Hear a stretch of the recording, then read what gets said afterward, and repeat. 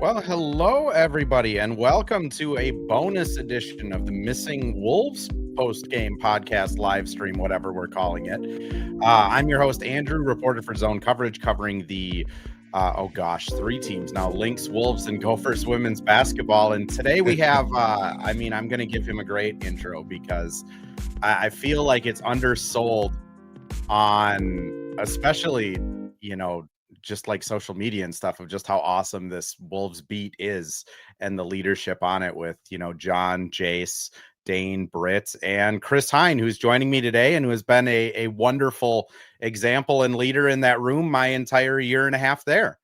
Oh, you're way too kind, way too kind.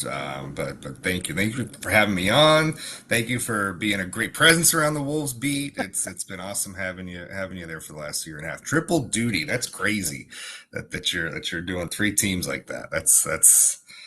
I couldn't do it.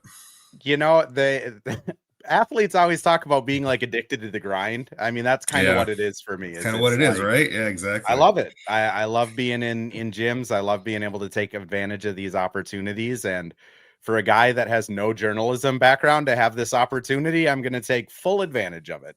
That's right. I mean, getting to watch games, talk about them, write about them. Like, we're all very lucky at the end of the day to be able to do this in some capacity, It blows my mind that after 4 years, I'm now getting paid to talk about basketball, which is absolutely ludicrous. Because as I've said along the whole way, I'm just some dude, but people evidently enjoy it. Yeah, so don't sell yourself short. Don't sell yourself short. Well, Chris, I wanted to ask you a question because this has been kind of on my mind since you moved to Minnesota. I mean, you covered the Notre Dame, right? And then you went and covered the Blackhawks during the Wild's time of all we need to do is beat the Blackhawks. I mean, how the heck did you end up in Minneapolis covering the Wolves? It's pretty actually straightforward how it happened. Michael Russo left the Star Tribune in like 2018 to go to the Athletic, which is where he is now. And that opened up the Wild job at the Star Tribune. And I threw my hat in the ring there. Somebody told me I should apply for it. I threw my hat in the ring, and they liked what I brought to the table. They also liked Sarah, our current Wild beat writer, Sarah McClellan. She covered the Coyotes previously for the Arizona Republic. And so Sarah got the job, but they really liked me throughout the process. And when they had something else come open, they kept me in mind for it. And that was like this analytics job beat that we had for about a year. And then Jerry Zgoda, the great Jerry Zgoda, kind of asked off the Wolves beat after my first year there. And they came to me and said, how about you cover the Timberwolves for us? And it was kind of one of those things where it was like they were asking, but not asking at the same time. You were told you're covering the Timberwolves. I could have said no, but they did. I don't think they wanted me to say no. But I'm so fortunate that it happened that way because, covering this team and this franchise for the last 8 years has been the best stretch of my career. It led to the book. It's led to this really cool community of people. It's led me to meet a lot of cool people on the beat. And it's been the highlight of my career for sure these last 8 years covering this team for many reasons. So when you came up here for that analytical job, and I mean, I'll preface this by saying, like, I know you're a huge sports guy, like fantasy football is your thing. You're very knowledgeable about baseball. Obviously, you can talk circles around hockey. I mean, were you always like wanting to get into basketball writing, or was it something that you're knowledgeable about and it just kind of worked out? Yeah, it was honestly like I just like writing and telling stories about sports, and that was kind of my niche because as you outlined, I covered college sports, I covered hockey, and now I cover the NBA, and I've covered the Olympics before. I've had a really varied career in that way, so I just wanted to find a good beat to tell good stories. I will say that my dad was a longtime high school basketball coach, so that I grew up with basketball. Yeah, so basketball always had maybe a special affinity in my heart. And so to jump at, I just kind of jumped at the chance to, cover the NBA because I thought that would be pretty cool. I always dreamed of playing in the NBA, and obviously,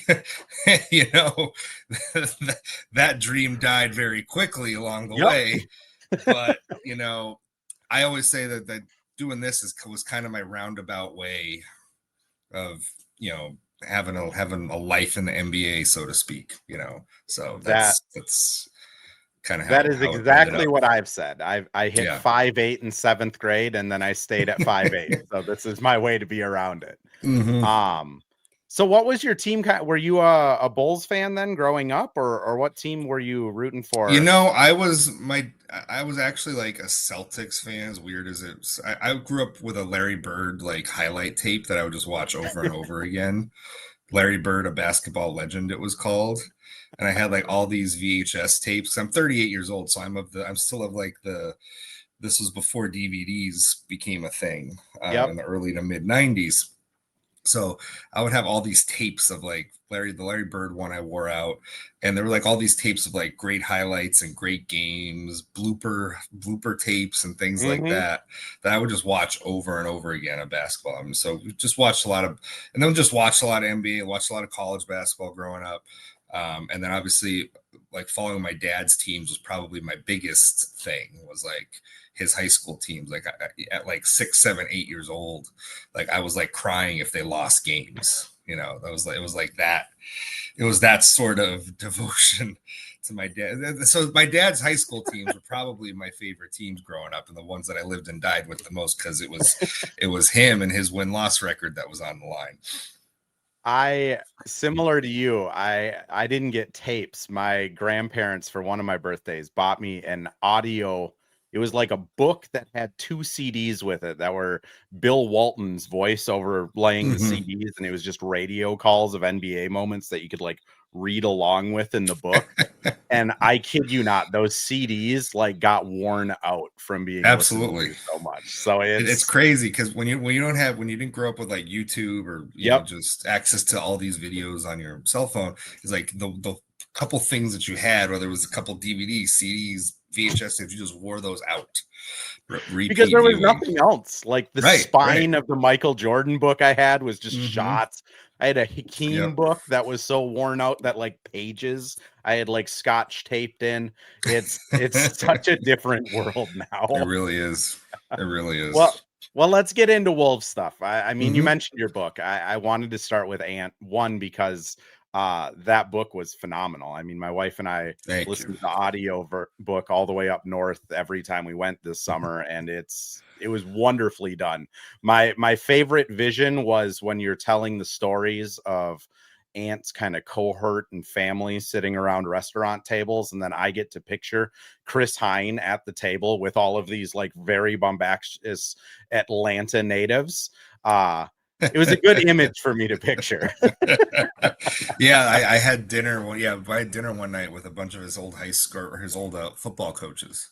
Yeah, and just kind of sitting around and hearing them just tell stories back and forth all night was one of the treats of reporting out the book. I think we were there for like 3 hours that night or something like that, and they're just swapping stories the whole time. And I just had my recorder down in the middle of the table. I just let them go, That's kind of what I thought, is you would just sit there and be like, well, the floor is yours, everyone. I'm gonna have to really sort all this out later, like who's speaking and saying what. But like, man, it was entertaining as hell, and I got to make sure I try to capture some of this in the book for sure. Oh, those were my favorite moments of the books, was knowing that you were the one talking to these people, of like, man, Chris is just putting himself everywhere for this thing.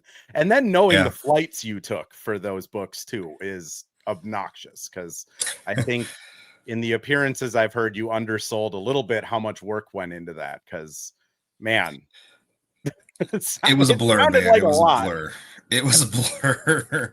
I'd say like, close to 45, 50 interviews total. I feel like I drove down to Atlanta last summer, once summer league was over and everything. I took a couple weeks off, and then I got in my car, drove from Minneapolis to Atlanta, got like an Airbnb in Atlanta for a month, and just lived out of that and tried to report as much of it as I could. And that's what you saw. That's kind of what it was. I mean, it's why the book's so good, because you can tell you that you. all that blood, sweat, and tears went into it. Ant, though, coming into this year, I mean, this is his 6th year. This is the same year Luka was in 2 years ago when he went to the finals. Same year Shea was in 2 years ago, where they had the number 1 seed. I mean, I don't know. I kind of believe in a lot of those shticks of, like, you know, players don't win it until they're 27. 6th year is the first kind of glimpse of like what their peak could be. Just what are your thoughts on Ant going into this 6th year? Because I feel like it's going to be one of those crucial moments for him. It is. It totally is, because now you've had the taste of deep playoff runs for 2 years in a row. You're not just happy to be there anymore. And how much is he going to be dissatisfied with coming up short again? And just what was the summer like for him? And how did that motivate him to really work on his game? And how is it going to motivate him to do some of the things that, as we've been talking in training camp the first couple of days, it sounds like the team is going to want him to do, namely get out and transition with a little more intention and force, and defend with a little more effort and consistency. Those are things that, for as great as Ant has been for the first 5 years of his career, those are 2 areas that I think we can all agree have been inconsistent. He can be a great on-ball defender. Off-ball defense has always been something that he struggled with. Moving off the ball, getting out in transition, all these things are the areas, the little tweaks that he can make to really take his game to another level. And I wonder just how much he will be dialed in to that this year. You know, it's easy to sit here in training camp and say he was motivated all summer by the Western Conference Finals losses. You know, he doesn't want to, you know, he feels like he's equal with Shea, whatever you want to say, right? We'll find out in 3 weeks when the season opens. And the other thing I'll say about Ant, though, is he has been really good every year of his career when he has tried to address a part of his game that he feels like needs addressing. He's been pretty good at addressing it and coming back the following year and making it better. The 3-point shooting last year is a great example of that. Like, rededicates himself in the gym, says, I'm going to be one of the best 3-point shooters in the league, goes over the summer, works on it, comes out, he's almost a 40% 3-point shooter last year on a very high volume. Yeah. So that's a big credit to him and his work ethic and the people around him. But I just hope, for the Wolves' sake and for his sake, that some of this stuff, especially the defensive stuff, isn't so ingrained in him 5 years into his career that he can't change it around a little bit. And I think that's what this year is going to be about, is some of these things that he's let slip, some of these little habits that have become, you know, that we've noticed in his game. Is this the year that he can turn those around? And I mean, the vibe I got from it too is a lot of the things that they're asking him to do are more, they're not going to be as easily rewarded as, like, you're shooting 40% from 3 and you're on the Steph Curry traffic. Yeah. You're not, like, it is drive to the rim hard on a fast break. Like, you're not going to get the ball every time you drive hard. Defend hard, especially off ball, because I mean, there's a reason there's compilations of Ant getting cooked off ball on YouTube. Like, it's going to be really interesting to see how he does perfecting things that don't show up on ESPN, which I feel like he's been really good at. You know, I am sure that he is going to come in this year with a 2 or 3 kind of closing moves, or I'm sure his ball handling is going to be pretty solid and he's going to get some oohs and ahs. But like 5-10 games into the season, is he still going to be as dedicated to the things that don't get him that like immediate gratification? Am I crazy to kind of worry about that, or do you feel similar? No, that's a great point, and I really hadn't thought of it in those terms. Yeah, because these are things that aren't necessarily going to show up in the box score. You playing better defense is not really gonna, you know, you're not going to get a lot of plaudits for that. Maybe you might be in all defensive contention if, you know, the Wolves are the 2 seed or something like that, right? Mm-hmm. I think offensively, I think this is where the sacrificing, so to speak, has to come. And we've seen him. I think he's done a pretty good job in his career so far, of managing kind of the double teams and everything that comes with that, the need to give up the ball and being okay with that. We heard him kind of complain last year, middle of the season, that memorable game after the Celtics game, when he was complaining about all the double teams. And he came out the next night and had like 50 against the Pistons. But I think overall, he's done a good job of not letting it really get to him too much, especially in the playoffs. And that's one reason why they've made these deep runs each of the last two seasons. But I think, to your point about this is not stuff that's going to get rewarded, running in transition to space the floor and maybe opening things up for your teammates, that's not something that's really going to show up in the box score, right? Cutting, moving more off the ball, like taking the attention with you as you space the floor, as you move, and that maybe opens things up on the floor, that's not going to get rewarded all the time, right? And so that sort of stuff, can you do that sort of stuff on a regular basis? Stuff that's going to be beneficial to the team overall, but you're not going to get a bucket at the end of it, or you may not get a steal, or you may not get a block shot. So I think that's a great point, is has he gotten to that point where just the winning, the winning being the motivating factor behind all this is enough and not numbers? Which that's when people talk about like Ant's maturity level, right? Like that's where I feel like it'll show up. Like, though every great player gets to that point where it is, they like almost have that like limitless taking the drug moment where their eyes are open to like, oh, we're going to win a lot more games if I'm just cutting. And then it usually follows. But Ant has just been, I mean, every year of his career, he's so good at saying the right things, and he's so good at like everything else that it's hard to like knock him. But I am going to be really interested in this, if it lasts 5 games or if it lasts, 50, 80 games. It's just, the other thing that I thought was really interesting is, Finch and the team kind of resetting their fast break mindset of like Mike gets the ball. Do you feel like that's a sustainable thing too? Because I mean, Julius and Ant, they are traditionally they really want that basketball. I think well, first of all, I mean, Mike's going to be on the floor half the time, right? I mean, so they're going to have to deal with the other half where he's not on the floor. So right away, I mean, this isn't going to be just what they do on a night-to-night basis. A, B, there's a couple of things with this team and the core of like Ant, Jaden, Nas, and things like that, and just I'll believe it when I see it. This is one of those that falls into the bucket of I'll believe that they're more intentional and wanting to get out in transition more when they actually commit to doing it for an extended period of time. So I'm skeptical. I'm entering the year skeptical that this is going to be the way moving forward. I just am. You're asking Julius and Ant to, especially Ant, to break a huge habit. It's not a bad habit. Like, it's just natural. You just go get the ball, right?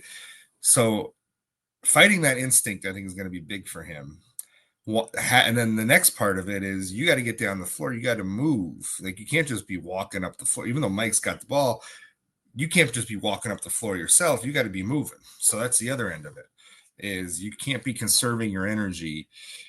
You got to be moving. You got to be spacing the floor, seeing what's open, trying to, create. Again, maybe people follow you down the floor and that leaves Jaden open, right? And Mike hits Jaden with a pass, and Jaden can attack the rim one-on-one, which he's very good at in those situations where Julius finds a mismatch in transition. And part of that is because Ant got down the floor and the defense was drawn to him.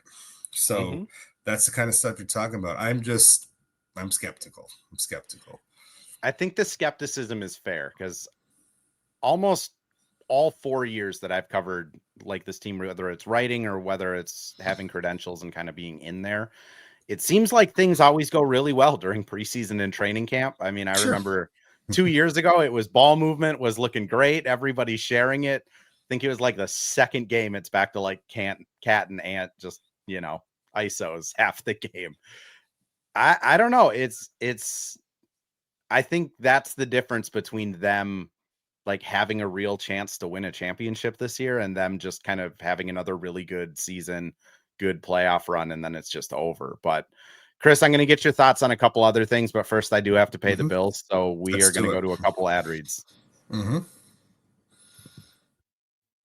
Well, hello. Thank you, Livestream Andrew. This is Ad Read Andrew. And today we have Firehawk Construction and Remodeling, the presenting sponsor for the Missing Links podcast. Firehawk Construction and Remodeling strives to inspire people to follow their ideas, working with respect and understanding to create a quality, tailored result. Firehawk Construction and Remodeling, located in Blaine and serving in the North Metro area, is here to help you with your building and remodeling needs. I can say personally, thanks to Firehawk Construction and Remodeling, I have a beautiful deck in my backyard and countless projects that I started, they finished. Get started on your new deck or remodel today by calling Isaac at 763-710-5686. And we're back with another ad read, this time for Pence Homes, the presenting sponsor of Hitting the Hardwood Network. From the best tools and technology to transparency throughout the entire process, Nate Pence and the Pence Homes team is the top choice for buyers, sellers, and is proud to support you and your home ownership goals. Get started today by calling 612-308-1122 or by emailing info@pencehomes.com. And shout out to whoever showed up to Nate Pence's open house the other day and mentioned my podcast. If everyone could just swarm Nate Pence with Missing Links, Missing Wolves, Hitting the Hardwood feedback, that would be great, because then he knows that his sponsorship is working. Same for Isaac over at Firehawk Construction. Those guys are the people who make this possible. So we're going to keep doing it. And as long as you guys support them, you're supporting us. So Chris, I mentioned it before the break here, but, big picture, like Wolves season, what are your expectations? And I know you've probably been asked this on every podcast you've been on, but like, I haven't been on a ton, to be honest with you, yet. So it's you're a Dane more regular. I've been on Dane's, yes, but I appearance. haven't been on a ton. I'm in daily delivery for the Star Tribune, of course. Anyway, continue. Oh, I was gonna just say, like, I've been pretty bullish this offseason of like, I do think the Wolves are my pick for the 2 seed, just because everyone else is going to be figuring it out. I think the Wolves will probably start the season like 31-10, and then maybe it's 21-20 to finish the year, just as teams get better and playoffs get tighter. I don't know if I believe in like a championship run yet with this team, but I do think they're going to be like a really fun, really good regular season team. Where do you kind of have them sitting right now in like the pecking order of the West, and what do you feel like their potential is? Insert eye roll. Right. I think it's just tough because I hesitate. I always hesitate to handicap this just because I'm always like, I don't know. At the end of the day, what do I know? Like I don't really value my own opinion and takes that highly. I'm more of a reporter than I am a take haver, But I will say that my general take, which kind of seems to line up with the consensus, and I never really like to be in the consensus with stuff, but is that they're like in that second tier. I think Oklahoma City and Denver are I think Oklahoma City is one tier. Denver is its own tier at number 2, and then the Wolves and like the Rockets and even the Lakers, maybe. I would put the Wolves like kind of at the front of that, though, like third. If I had to pick a seed for the Wolves to finish this season, I would probably say third. That would be where I would place my bet. I do think, to your point, that they could be a very good regular season team this year, now that they don't have to spend half the year just figuring stuff out like they did last year. So I think they should be able to hit the ground running while other teams may be going through that process. Like Houston, for instance, Yes, Houston is probably going to play great defense, right? They're probably going to be a very good defensive team, but they just lost their point guard. They're Yep. integrating Kevin Durant into the mix. There's liable to be some sort of feeling out process with Houston that maybe as good as they were last year in getting the 2 seed, maybe they take a step back in the regular season, but they have the eye more on the postseason. So figuring it out for them is going to be the mantra of the season. Whereas the Wolves are going to be continuity, consistency, establishing an identity from day one, and not trying to figure out your identity by February. So I go third because Denver with Jokic, they always seem to win a ton of games. Doesn't matter, right? Oklahoma City, I feel like maybe they won't be as dominant in the regular season as they were a year ago. Maybe there'll be a little bit of a championship letdown that, in the regular season at least, but I just think the way they play defense and just the talent up and down that roster is going to carry them to a lot of wins. So I go with the Wolves third. That would be where I would put them. I mean, you touched on it, like that Denver's going to be good. I guess my hold is just, Mike Malone is such a good coach. I don't know what it's going to look like. I think Jokic is obviously going to be awesome. Again, Jamal Murray, if he's healthy, is always great. The bringing back Bruce Brown, bringing in shooters like Tim Hardaway Jr. is like an awesome. I think they made great additions in the offseason. I think, even with David Adelman, like they took the Thunder to 7 games, and if not for a hamstring injury to Aaron Gordon, does that look different in Game 7?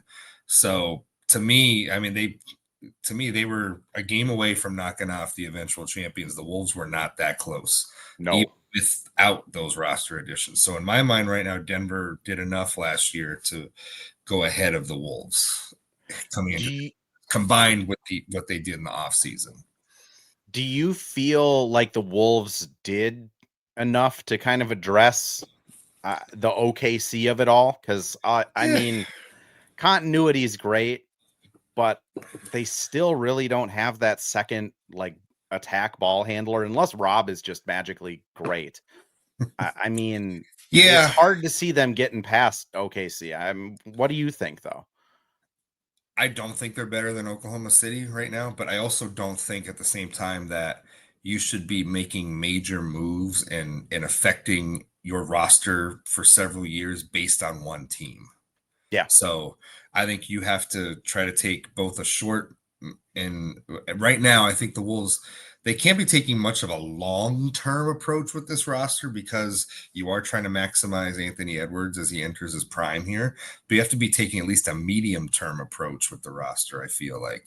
And so you can't be sacrificing that to just push all in to try to beat the Thunder this year. You know what I'm saying? So yeah, I think they've been fairly prudent about that and keeping their one eye on the present and one eye kind of 2-3 years down the road. So when the Thunder may not be as powerful of a juggernaut as they are right now, as they will start entering some big contracts in years to come.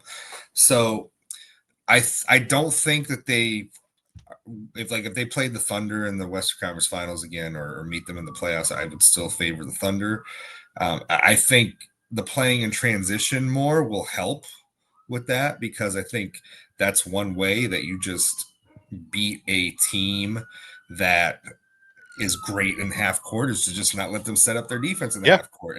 And when we have the Wolves who are like 27th or something like that in generating transition opportunities, like look at the Pacers. I was looking it up today for an article. The Pacers, I think, were I want to say 7th in generating transition opportunities during the regular season. So the Pacers were wired to play that way. And that's why they had more success against the Thunder than the Wolves did, for instance. Stylistically, they just played a better version of basketball that for that particular team was a better matchup. But I will say, I think one thing you can't underestimate with Chris Finch and his tenure here is continuity. Yeah. And if you look at Chris Finch's tenure, this is year 6 for Chris Finch, right? Year 1, he comes in mid-season, team's a mess, just trying to figure things out, figure out how to access the building, all that stuff, like Get his introduce himself to thumbprint in Anthony there. Edwards and Cat, right? So year one, you're just trying to get your stuff implemented. Year two, the roster changes. It's the Pat Bev year, right? Roster changes. You got to figure out what the identity of this team is. They start 4-9, right, that year. Yep. But by January 1st, they had figured it out. And in the new year, they had the number one offense in the league leading up to the playoffs. So they figured it out. All right. So Tim Connolly comes in, massive trade. Rudy Gobert comes in. They need time to figure that out with Rudy and Cat, and then Cat gets hurt. So that process gets pushed back several months. At the end of the season, they start to figure it out. And they'll tell you that end of season and in that playoff series against Denver, they really started to figure some things out. That leads to the next offseason, and you have roster continuity. They bring largely the same roster back. And what happened the next year? They're fighting for the 1 seed in the West the entire season. Yep. So now you're rinsing and repeating this, where Chris Finch now has a roster that he has figured out, or the roster has figured out what works best, how to play to its strengths, and how to get to the roster strengths, specifically as it relates to Julius Randle. So now history would tell you, you give Chris Finch year two of the same talented roster, it looks promising. It looks promising. Yeah. So that's the reason for optimism. I love that you bring up the Pacers, because I feel like, I mean, even when the Wolves played them, their like just pace really messed with the Wolves. I mean, they had the game that they won where Obi Toppin is just hitting fast break threes every possession. Yes. And yeah, like if the Wolves can harness some of that, maybe not for an entire game, but if they can like do it for the first half and then kind of rely on like Finch's adjustments to get him through the rest of the game, I think that would be huge. I mean, the other point you made of just the continuity, I mean, Finch was talking about it at his exit interviews of like, he really had no clue what to do with Dante for most of the season. It sounded like Dante was just roll hopping and plugging holes the entire year. Mike's injured, Rudy and Julius. I mean, it's been categorized how long it is to, or cataloged, I guess, how long it takes to get Rudy kind of comfortable and new teammates comfortable with him. It sets up for a season that might be a lot of fun. I mean, I'm looking forward to it. I'll say, I think no matter what, it'll be interesting. And the fun thing with basketball is all of our answers will be, we'll find out all of our answers at some point. They do have to play. Yes. I think the last topic I just wanted to get your thoughts on is Nickeil leaves. Obviously that leaves a hole in the roster. Just, if you had a pecking order of who you think maybe gets the opportunity first, or who you think has the best chance of winning that maybe 8th spot. And then I'd also like to get your thoughts on, do you think this rotation's actually going to hit 9.5 players, or do you feel like it might be back to 8 and that's just the way it's going to be? That's another one where I say I'll believe it when I see it. That's another one of like getting to 9 guys seems like it's taken a long time for Finch to get there. The way he talked at the end of last year and the way he's talked at the beginning of this year, it seems like that's coming right on a more regular basis. Mike's minutes will be in the low to mid 20s, right? We assume on a everyday basis. That provides the opportunity for Rob. We'll see if, I'm wondering if there's going to be a plan for Mike in terms of the back-to-backs this year. Does he take the back-to-back one end of the back-to-backs off, and that even provides more of a runway for Rob in those games when Mike may be resting. But I think the leader in the clubhouse to grab the majority of those minutes is TJ Shannon. That would be my assumption from day one. Maybe not the full complement of what Nickeil played, which was, around 25 to 30 seemingly every night, but maybe the 15 to 20 range of those minutes. And then the other 10, I don't know how we'll see how Mike Inori and Finch kind of draw that up and how they plot out the rotations and things like that. But my guess would be TJ gets the most of those minutes with Rob in second, and then Jalen Clark gets kind of maybe more situational spot minutes where he takes the other team's leading scorer for like 4 or 5 minutes, something like that. That would be my guess going into the season, what it's going to look like, kind of a 9.5 man rotation. But we could get a week into the season and they've lost 2 or 3 in a row. And next thing you know, the rotation's getting tight because they need to win a game. Like, that's just kind of how it goes sometimes. It's so fascinating how they handled the offseason with point guard, because like it's obvious they want to give Rob a chance. Like there is no plan B. It is Rob, and if it doesn't work, maybe there's a trade down the line. Maybe there's Dante all of a sudden is a little better at creating for himself off the dribble. I mean, who knows? But I keep thinking throughout everyone asking about TJ and all of the TJ talk, I just kind of keep thinking of like Jalen just doesn't make mistakes though. Like he's so sound on defense. Correct. On offense, he's not going to turn the ball over, and that's just a Finch guy, right? Right, exactly. And Finch has even said that that's one way that young players earn minutes is you don't screw up.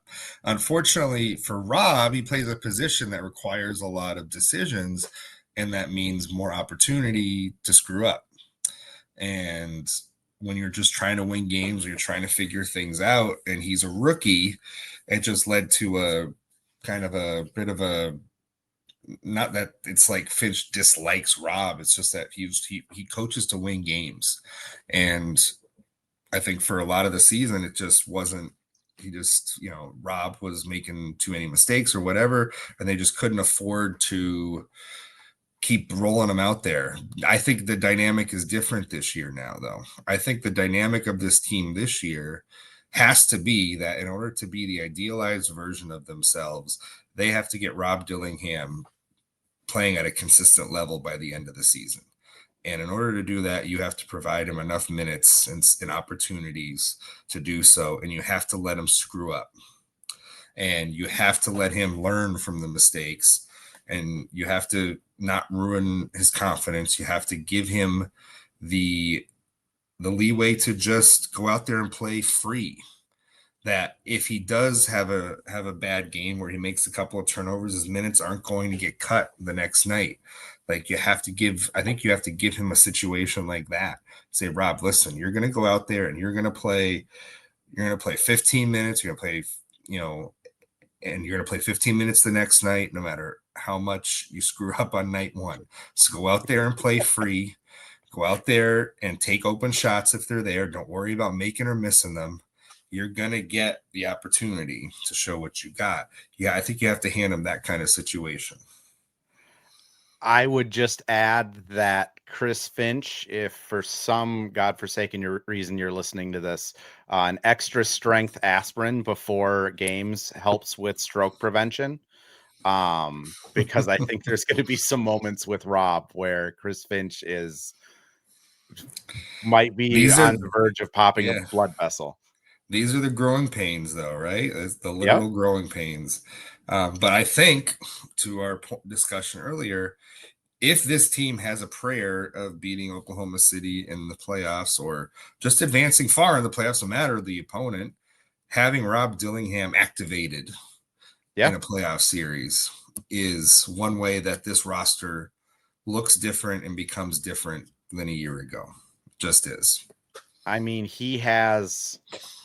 Whenever someone gets drafted, right, you're always looking for that like elite skill. His ball handling, his ability to kind of snatch that ball back in the mid range, get into the paint is, I mean, it's special. Like if he can just cut turnovers, shoot a little bit higher percentage at the rim, I mean, it changes a lot for this team. But 20-year-old point guards don't have a really good track record of being good right away. That's a position that now more than ever seems like it takes 2 or 3 years. Chris, thank you for hopping on the pod. I do want to give you the space. Anything you want to promote, anything you want to say, any platforms you want to stand on. If you need a soapbox, I will provide one for you to stand on as well. I just like Appreciate to it. give everyone the space to promote anything they have going on. Yeah, I mean, just if you haven't gotten the Ant book yet, as Andrew so kindly referenced before, I put a lot of blood, sweat, and tears into this book, and I would love it. I think anybody who's a diehard Timberwolves fan is gonna love it. I really do. It gives you a lot of his backstory. Half the book is basically his life before the NBA, and half of it is his life in the NBA. And I don't think you're going to be disappointed whether you read the hard copy, whether you get the audio book. I really think you'll enjoy it. Read it in advance of the season. Christmas will be not too far down the pike here. Never too early to start thinking about gifts for your favorite Timberwolves fans in your life. So, that's the main plug is go get the book if you haven't gotten it yet. Well, and I'll keep shouting it out because I know what you put into it and you deserve all of the success from it. So, Appreciate Chris, it. again, thank you for hopping on. I appreciate you. And we'll be back with, oh gosh, it'll be a hard post game stream on Saturday with the Nuggets being blacked out everywhere. But we'll talk box scores at least. We'll be live right after the game finishes up here.